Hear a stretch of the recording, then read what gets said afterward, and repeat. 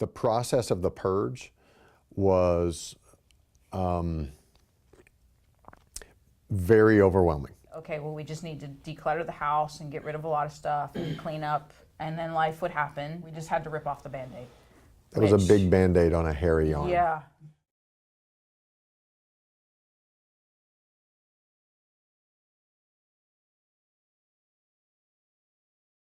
Let's see, where it all started. Alex was about 3. We had plans to enlarge our family. Once we realized that that wasn't happening, we thought about downsizing. So we continued to sort of yearn for the simplifying. Brent and Alex especially got busier. We found it harder to spend quality time together. The house sort of took over all of our extra time. I guess it was about a year ago that we watched the Minimalists video, the documentary. And that was probably the thing that kicked us in the tush. One other, I guess, piece of the puzzle was Diane and I started talking about the fact that Alex was going to be gone in 2 years. She was going to go off to college, and she and I were going to be empty nesters. That was part of the catalyst that I think sort of pushed us over the edge. Watching the Minimalists thing together was very eye-opening, and just watching it was freeing. Watching how these people change their lives. So once we watched that video, it was one of those things where we just had to rip off the Band-Aid.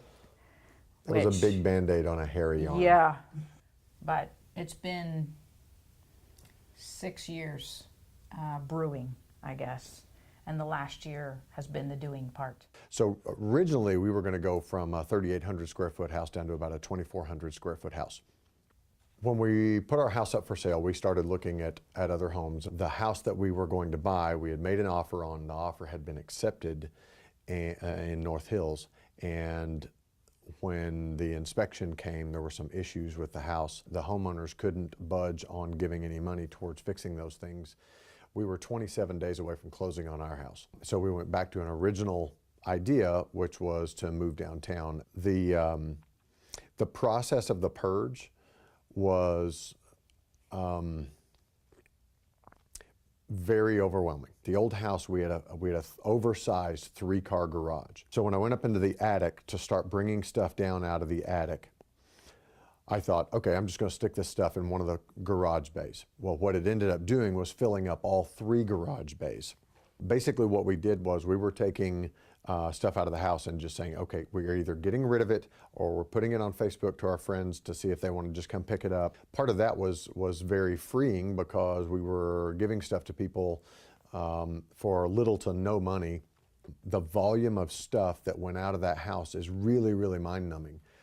I lost count at 20 truckloads of stuff that we took to different local charities and stuff like that.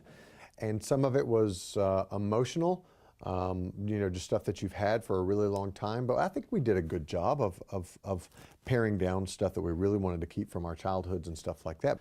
And I still am blown away that we got it done in the time that we did. It took a lot of friends' help and a lot of other people pitching in and us working together. We could have really been at each other's throats throughout this process, and honestly, I don't even remember us getting upset once. It was overwhelming, but at the same time, it was equally, if not more, freeing. Started to feel the weights literally lifting, but it was more rewarding than it was overwhelming. So why we hadn't done it earlier was a big thing. I wish we hadn't had the fear or whatever it was that came with, no, it's too overwhelming, we can't tackle this yet, we can't tackle this yet.